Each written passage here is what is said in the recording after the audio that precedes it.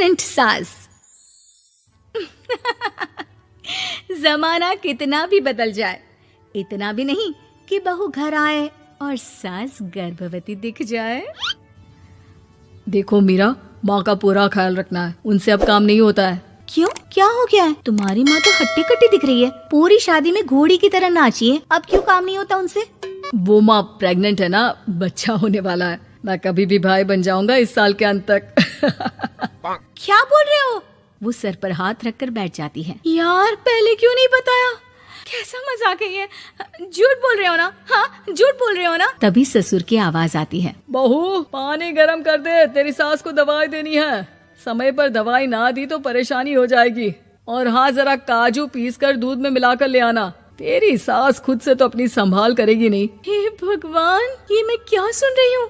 ये ससुर जी को क्या हो गया है? मैं क्या सोच कर आई थी? हाय रे, मैं तो किसी को मुंह भी नहीं दिखा पाऊंगी। अब ये रोना धोना बाद में करना, पहले गर्म पानी कर दो, माँ को दवाई देनी होगी।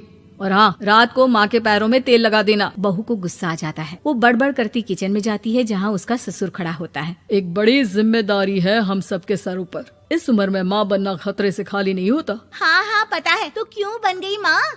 अरे खतरे से कम नहीं है तो क्या जरूरत थी लल्ला पैदा करने की? कैसी बात कर रही हो बहू? क्या तुम खुश नहीं कि घर में एक नया मेहमान आएगा, छोटे छोटे पैरों से पूरे घर में घूमेगा? पिताजी, ये हाथ जोड़े आपके, आप यहाँ से जाओ। ये शायरी बाद में बताना, अभी मैं पानी गरम करके थर्मस में दे देती हूँ। सारा दिन पिलाते रहो गरम पानी। और हाँ, ये बच्ची की बात बार बार मुझसे कोई नहीं करेगा। बहू का पारा अब चढ़ा ही रहता था। वो काम तो सारा करती, लेकिन किलस किलस कर। मीरा सारे काम से फुर्सत पाकर बैठी होती है कि माँ का फोन आ जाता है। बेटा, बहुत बड़ी जिम्मेदारी है तेरे सर पर, अच्छे से निभाना।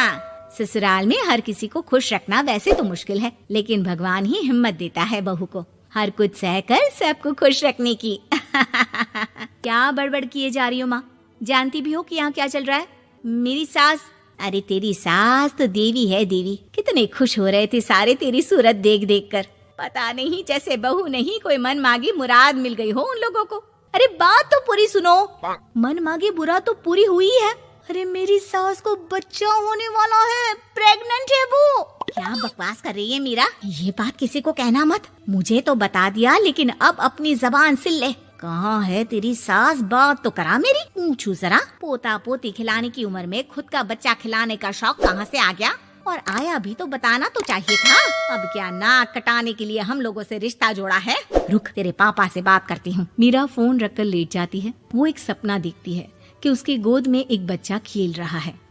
भाभी की गोद में कितना खुश दिख रहा है ना, लग ही नहीं रहा कि भाभी है। मैं तेरे लिए क्या लाया हूँ, सोने की बालियाँ। तेरी शादी में तो मैं बुढ़ा हो जाऊंगा ना। अरे कैसी बात कर रहा है बेटा, इसकी जिम्मेदारी तो तू ही लेगा। हम लोगों का तो कोई भरोसा नहीं, कब ऊपर वाला उठा ले। बहू को सास को देख देख कर गुस्सा आ रहा था। तभी वहाँ पड़ोसन आ जाती है। अरे बहू, तुझसे तो पूछने से भी डर लगता है कि कब खुशखबरी सुना रही है। अब तो अपनी 1 महीने की ननद की ही जिम्मेदारी संभाल ले, बहुत है। अपने जेवर भी रख देना और पैसे भी जमा करना शुरू कर दे। वो बात आगे बढ़ाती उससे पहले ही बहू जोर से चिल्लाकर उठ जाती है। नहीं नहीं नहीं नहीं, मैं अपने जेवर किसी को नहीं दूंगी। अरे कौन ले रहा है तुम्हारे जेवर? तुम औरतें भी ना सपने में भी जेवर ही संभालती रहती हो। मैंने जो सपना देखा है ना, सुनोगे तो होश उड़ जाएंगे। अच्छा, तुम अपना सपना बाद में बताना, पहले मेरा सुनो। कल मैंने इतना अच्छा सपना देखा कि अगर वो पूरा हो जाता है ना तो मैं तुम्हारे लिए रानी हार बनवा दूंगा। बहू अब सारे गम भूलकर पति का सपना सुनने में लग जाती है। अरे क्या सपना था बताइए ना, बोलिए भी तो, क्या सपना है? मैं पूरा कर दूंगी अगर बात रानी हार की है तो। बोलिए बोलिए। मैंने रात को सपना देखा कि माँ को बेटी हुई है और मुझे बहन। सच्ची, इस घर में बेटी हो जाए तो मैं तो झूम ही उठूं। मीरा का मुंह बन जाता है। वो चुप हो जाती है और सपने की बात याद करती है कि बेटी हुई तो उसे ही अपने गहने उसे देने होंगे। फिर तो रानी हार की जरूरत पड़ेगी ही। भाई लड़की बड़ी होगी, उसकी शादी होगी तो जेवर तो चढ़ाने ही होंगे ना, कहाँ से आएंगे वो? कितनी समझदार हो तुम मीरा। मैंने भी यही सोचकर तुम्हारे लिए रानी हार लेने का सोचा था।